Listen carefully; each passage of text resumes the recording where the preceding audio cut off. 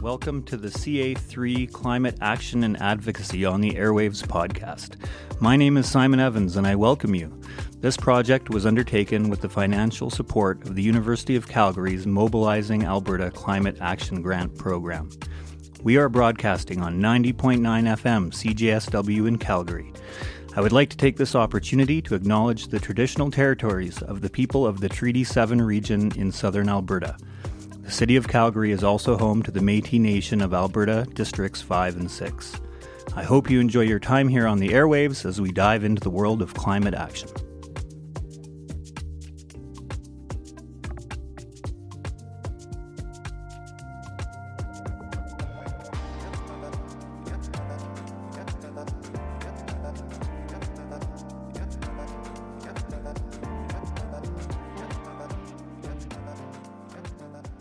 Hello, this is Sheikh Sabrina Ahmed, a graduate research student in the Faculty of Social Work at the University of Calgary.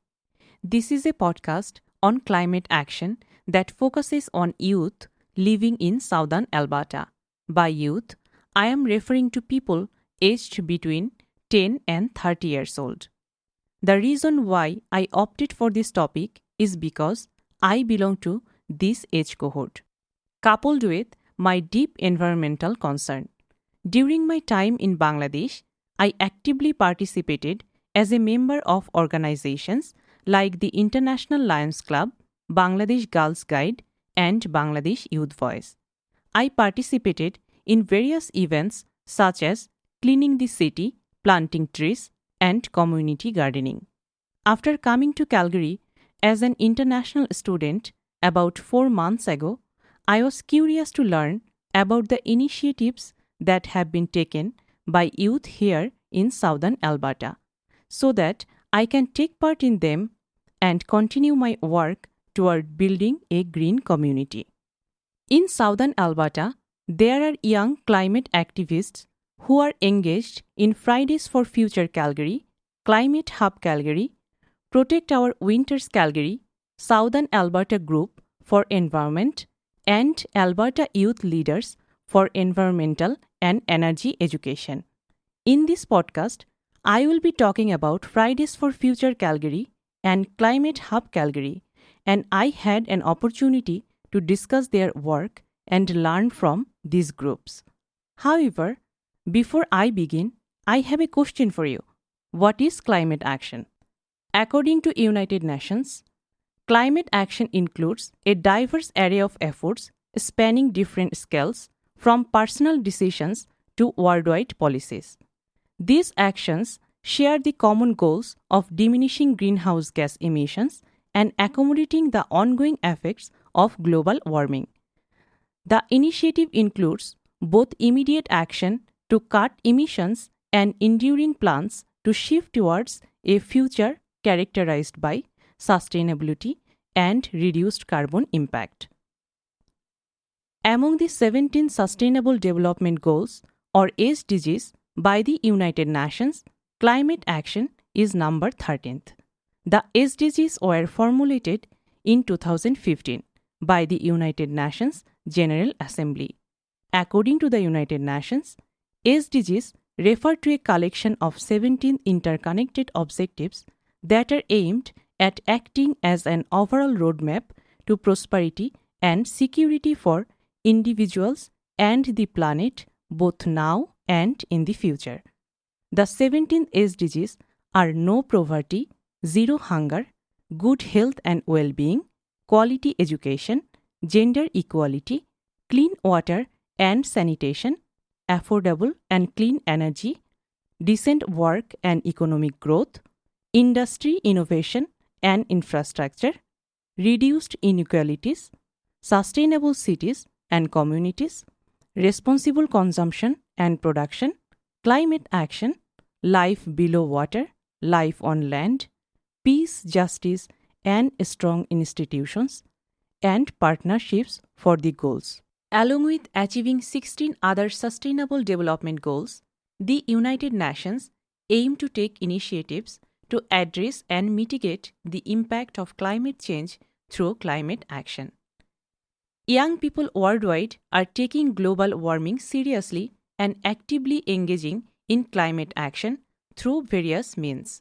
Examples include digital activism on social media, educational initiatives, advocacy for eco-conscious policies, sustainability projects, artistic expression, and participation in international conferences.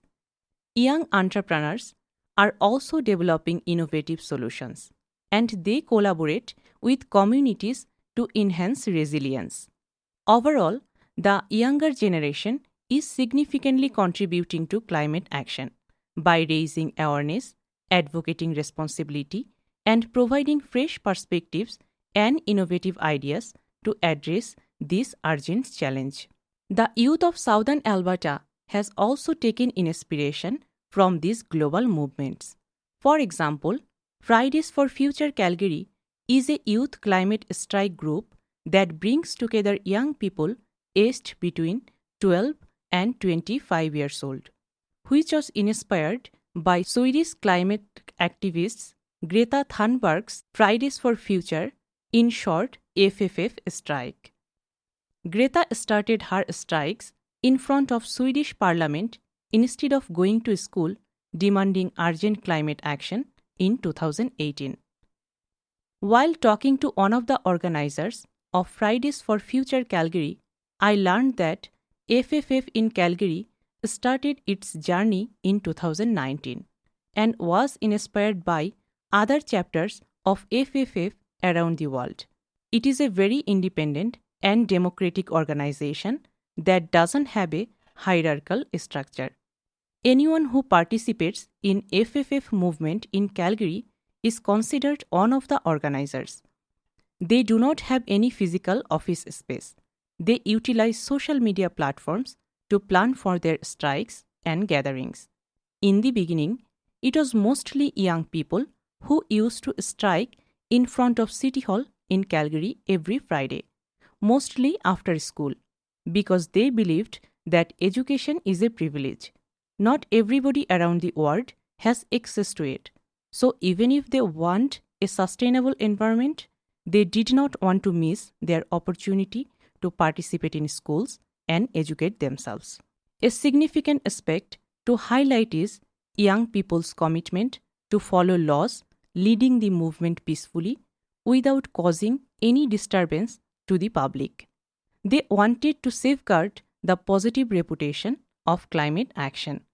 There were times when they were approached by police and were told that they couldn't gather and do certain activities. In those moments, they politely reminded the police about the law and continued their activities. Overall, most of their events went peacefully. In those events, they performed some unique actions to indicate how urgent climate action is. For example, by lying down on the street in front of City Hall and playing dead, they wanted to express that if we do not care about our environment now, we are going to die because of climate change. Another activity was playing with toy globes to demonstrate that the people in power need to stop playing with the environment and start caring for it. They also sang and chanted occupying the crosswalk when the light was red to grab people's attention. As most of the organizers of FFF Calgary didn't reach the age of voting, through these movements, they wanted to make sure that their voices were heard. They wrote letters to the policymakers sharing their expectations, which included free transit, protected bike lanes, reducing dependency on the oil and gas industry for employment in Alberta, reducing the uses of oil and gas, and moving to more sustainable substitutes. They also collaborated with other organizations that work for climate action. Their overall focus was to send youth voices into politics. When I asked them if they felt that their voices were heard, they had mixed responses. For example, one of the participants who took part in FFF movements with her 5 and 8 years old children, because she wanted a better future for them, shared that a lot of politicians came to the strikes, talked to her kids, smiled, and promised that they would do something if they were elected. But few of them are elected now, and she sees no difference. On the other hand, another participant mentioned that it was good to be heard and visited by politicians and see how they added climate action to their election agenda, knowing that by doing it, their party would be endorsed by the youth of the FFF movement. Although there were times when the FFF organizers felt that they were being used by the political candidates, because they came to those strikes, took pictures with organizers, and showed support for their activities. Later, when they were elected, they brought no change. Although in the beginning, FFF Calgary was mostly about organizing strikes and gatherings, later, as the COVID-19 pandemic hit and everything shifted to online, it moved to address other activities to make a difference instead of focusing on strikes. For example, all the FFF chapters around the world took part in writing a children's book where every FFF chapters in every city of the world wrote their most worrisome climate issues in the form of storytelling, so that when a child read this book, they could learn about which part of the world is suffering from which climate problems. As for Calgary's chapter, the occurrence of wildfires every summer and the extensive use of oil and gas were highlighted. FFF Calgary still has strikes in some months of the year, but not every Friday throughout the year. Usually, the strikes are scheduled in a way so that the organizers can do their school work, enjoy other things in life, such as summer break, and participate in the strike so that the youth participants do not lose motivation for climate action. I personally found this a very smart approach. Teachers also supported their students by participating in FFF strikes with posters saying that they support their students if they want to leave school for strikes, as they can study later if they are alive. For now, the main concern is to address climate change and to do something about it. It indicates how Fridays for Future evolved through time. As the pioneer of the movement, Greta mentioned in one of her interviews with The Guardian that her teachers told her that they supported her strike as humans but couldn't support her not being in school as her teachers. When I asked about the FFF Calgary's next agenda, they said that they will be doing a number of strikes in the coming September as the World Petroleum Council is coming to Calgary and the FFF organizers are very much against it.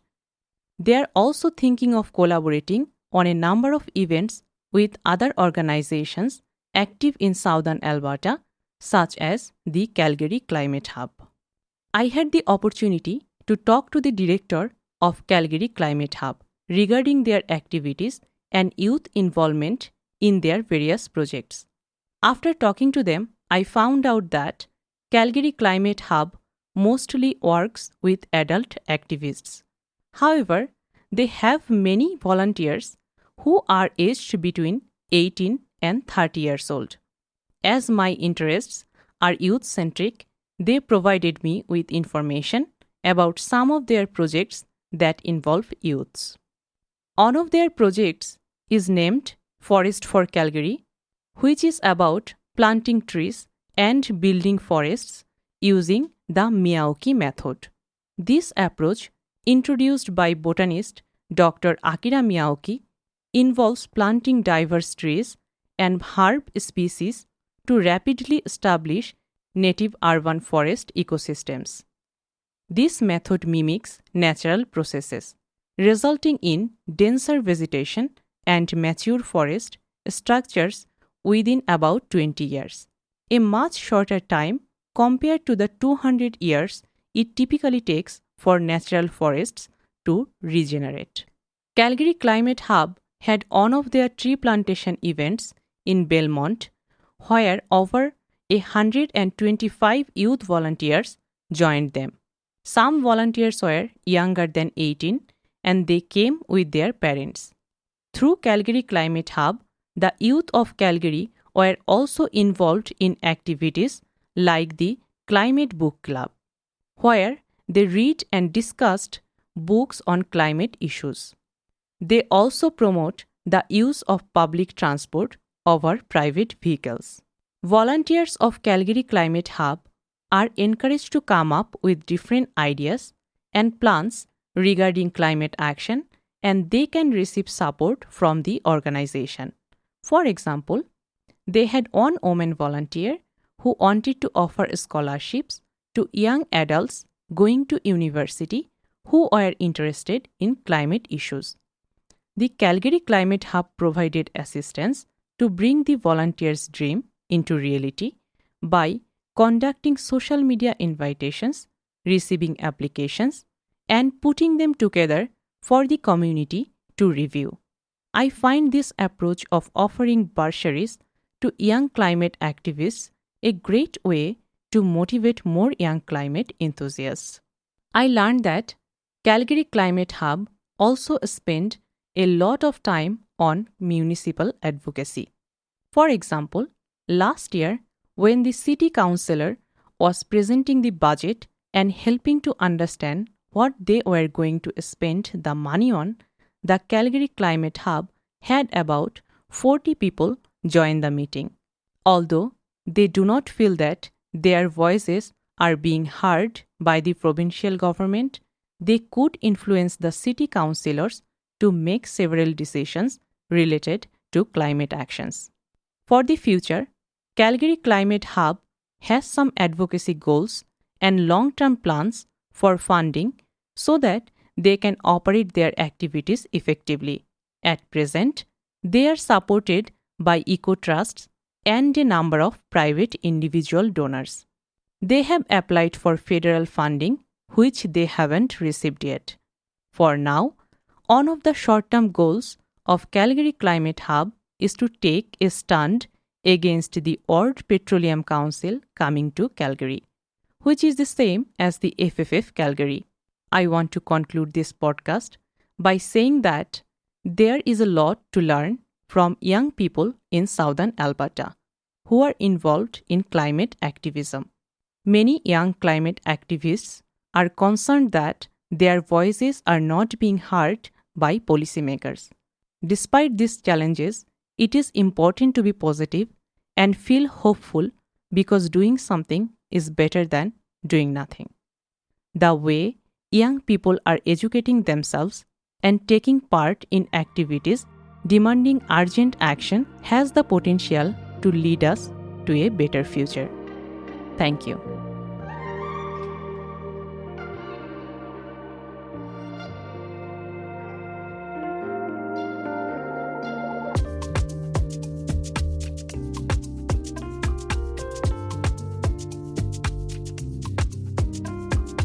Thank you for listening to the Climate Action and Advocacy on the Airwaves. We hope you enjoyed your time here. This project was undertaken with the financial support of the University of Calgary's Mobilizing Alberta Climate Action Grant Program. We are broadcasting on 90.9 FM CJSW in Calgary. I would like to take this opportunity to acknowledge the traditional territories of the people of the Treaty 7 region in southern Alberta. The City of Calgary is also home to the Métis Nation of Alberta, Districts 5 and 6. Thank you, and I hope to catch you on the airwaves soon.